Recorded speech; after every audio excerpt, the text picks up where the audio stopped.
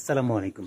Trend অর্থ হচ্ছে বন্ধু, ফ্রেন্ড অর্থ হচ্ছে বন্ধু, শিপ অর্থ হচ্ছে জাহাজ। যখন এই দুটো ওয়ার্ডটাকে আমরা যদি একসাথে করি আমরা পাই ফ্রেন্ডশিপ, এর অর্থ হচ্ছে বন্ধুত্ব।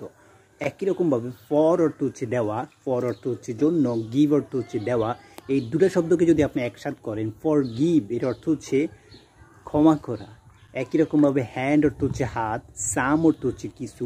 দুটো ওয়ার্ডটাকে যদি আপনি মিল করেন, একসাথে করেন, আপনি পেতে পারেন হ্যান্ডসাম, এর অর্থ হচ্ছে সুদর্শন।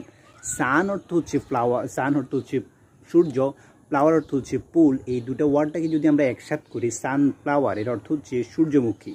এভাবে আপনি যে কোনো ভোকাবুলারিকে অর্ধেক করে ভেঙে ভেঙে আপনি মনে রাখতে পারেন। Thank you so much for watching the video. প্রতিদিন এরকম ইংরেজি শিখতে অবশ্যই আমাদের চ্যানেলটি সাবস্ক্রাইব করে সাথে থাকবেন।